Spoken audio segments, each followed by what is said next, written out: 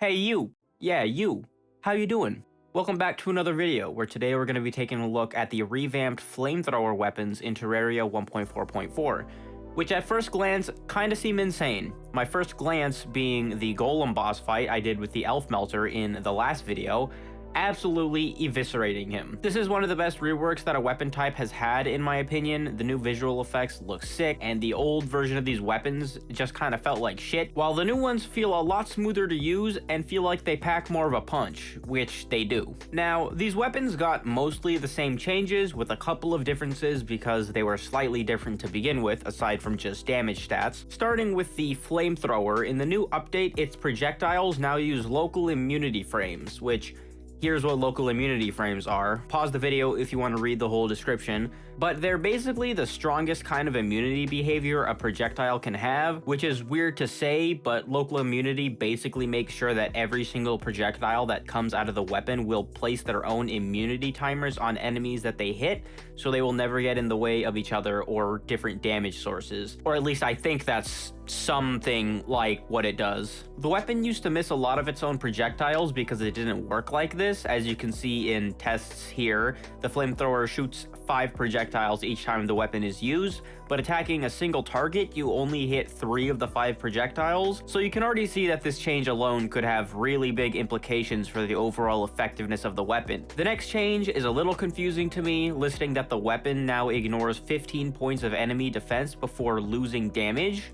In the tooltip for both of the weapons, as this was a change given to the elf melter as well, it just says that they ignore 15 points of enemy defense, but I'm not sure what this second part of the line is supposed to mean, if it's some different mechanic or if it's just disposable text and just specifying something that is relating to defense ignoring mechanics in general. I'd like to know if anyone can shed some light. But that's pretty huge. Ignoring 15 defense is literally just the effect of the Ichor debuff, and we all know that Ichor has historically always been considered strong and a very useful effect to be able to inflict, and the weapon just got this effect slapped onto it, which can only be a good thing. The pierce count was increased from 3 to 4, so it's even better at dealing with groups of enemies than before. The visuals and hitbox size were reworked. The flames from both of the weapons look much better, as I mentioned at the beginning of the video, and the visuals are awesome. I feel like they embody what an actual flamethrower would look like better than this straight line that they used to shoot in, and the color of the flames for the elf melter fit the weapon a lot better now. The hitbox was also changed, which I would think is a buff, as it looks like it shoots in a much wider cone sort of shape, which could cover a lot more area and make it easier to hit enemies. And the final change for the flamethrower is that it inflicts hellfire instead of on fire. Hellfire basically being a buffed hard mode version of on fire. So just a little bit of extra damage essentially. Although I say that and it's actually like 10 times the damage that on fire does. So like even if that's still not that much, that is still 10 times more than you were getting before. The elf melter got a couple of different changes being nerfs, presumably because the new changes to optimize the weapon would have made it with its original stats slightly overpowered, as it feels like a high tier weapon now as is. The elf melter got its damage reduced by 7 and only fires 5 bursts of flame per shot now instead of 6, so in line with the flamethrower. It got the same local immunity, defense ignoring, and pierce count changes as the flamethrower did, also the reworked visuals and hitbox size, and it also got a status effect change, but the elf melter now inflicts frostbite instead of on fire, keeping with its winter weapon theme. Frostbite is the hard mode version of frostburn, by the way, just like hellfire is the hard mode version of on fire, and while hellfire does about 10 times as much damage as on fire does, frostbite does 20 times as much damage as on fire does, so that's probably significant. That's a lot of damage. Those are all of the mechanics and number changes to the weapons. Now I want to get into some before and after comparisons and my standard kind of testing to see how the flamethrowers perform in the new update. Before I quickly get into the straight statistics, there was a weird thing that I noticed related to the immunity mechanics, where you'll remember that the pierce count of each projectile used to be 3 for each of these weapons, but if you look at this series of dummies, you'll see that the flamethrower hits all of them, and as you can imagine, this is due to the weapon missing a lot of projectile shots. So while it gives the illusion that it has a much more expansive piercing ability than it does in the new update, what's really happening here is that a lot of the damage that should be focused on just a few enemies is actually missing and hitting other enemies. I know that's a bit of a rehash of things I've already said, but before actually looking into how the piercing ability originally worked with the weapon, I thought that it was really weird that it seemed to pierce so much more than it does now, so I figured I would just explain and give examples for clarity. In the damage tests, as you might expect with the amount of hype I've been giving the flamethrowers, these buffs are kind of nuts. In every scenario, both the flamethrower and the elf melter outdamage their 1.4 counterparts.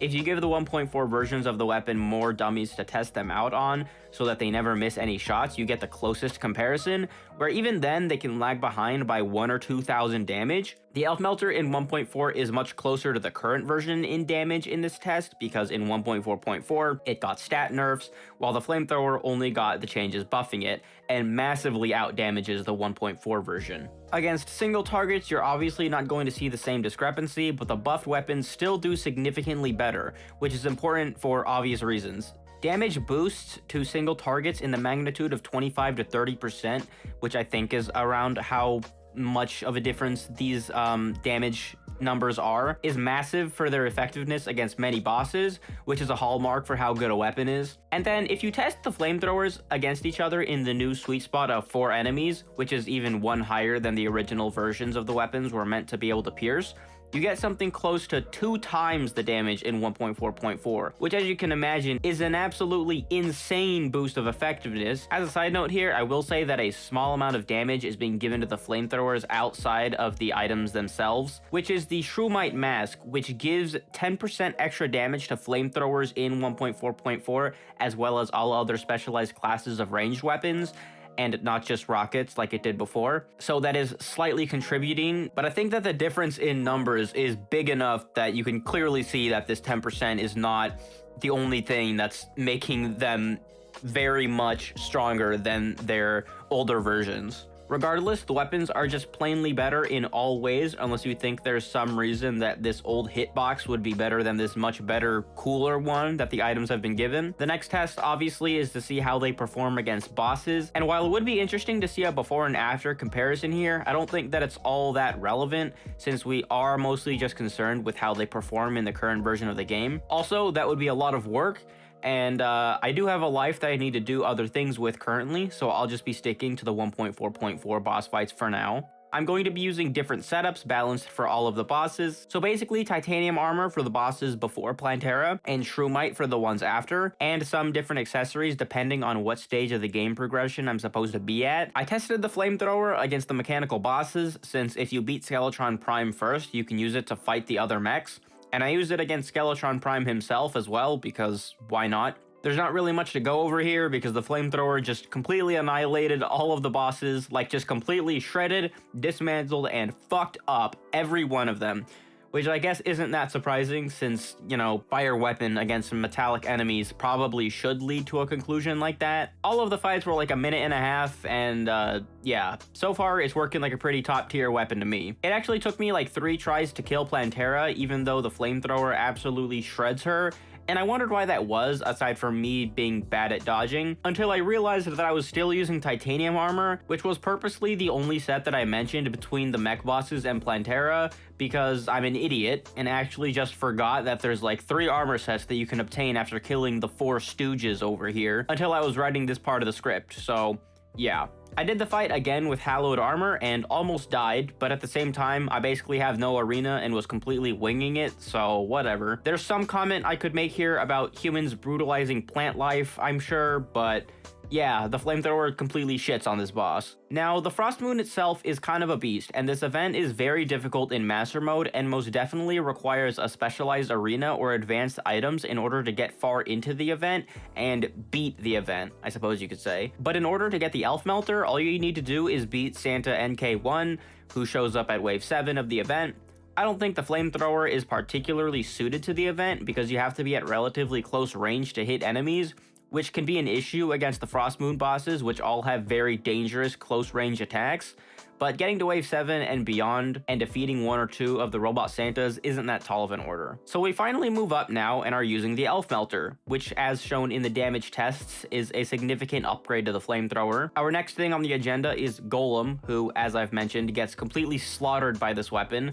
There's nothing special about this, he kind of just dies really fast. Even the flamethrower works fine in this fight. I died a few times while testing that, but it does more than enough damage to give you a reasonable shot in the battle and would absolutely dumpster golem if it weren't for his buffs in the new update. Just because I felt like being thorough, before we get to seafood, I went through the Martian invasion because why not? There's not much to mention about this one. The Elf Melter completely destroys all of the enemies in the event, especially the boss, which, while you do have to be careful of its attacks and focus on dodging at certain points because the flamethrower doesn't have amazing range, the first phase gets demolished because it has 4 hitboxes, which, you know, 4 is the magic number with these items. And the second phase is one of the freest parts of a fight in the game, and if you know how to abuse it, the only way you'll die is due to outside intervention anyways. Now, Duke Fishron was kind of weird, and I think it was just a me thing while fighting the boss, but the Elf Melter works just as well as any other high tier weapon against him, absolutely melts the boss. It's just a little harder to use than something like a gun with glorified bullets, but even then, it's not that much harder because the hitbox of this weapon is huge now. But I beat him on the first try,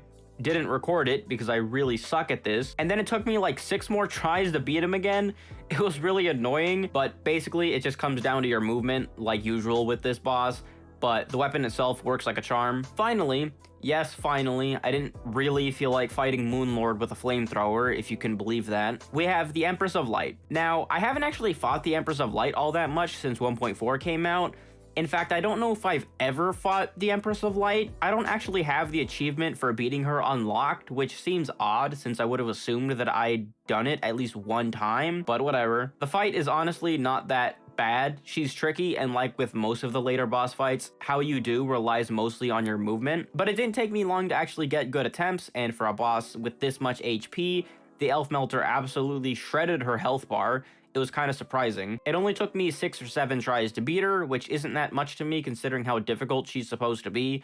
Though to be fair, the Empress of Light did get nerfed in 1.4.4. But aside from when she's using this Sundance ability, where it's really awkward to try to hit her with the flamethrower, the Elf Melter works great for the fight. In conclusion, yeah, the flamethrowers are kind of cracked. You can use them for pretty much anything after you defeat Skeletron Prime, aside from potentially Moonlord, which is the only main boss that I didn't test. But even then, you might be able to do that as well. The Elf Melter does enough damage, so I can't imagine that it would be very ideal as a weapon type for the fight. But these both function as very high tier weapons with few weaknesses in my eyes, and it's going to be cool to use these in actual playthroughs. I hope you enjoyed the depth that I went into for the testing and explanation of these items' performance. Constructive feedback in the comments on my content structure is always appreciated. But that'll be all for this one, and I'll see you in the next video.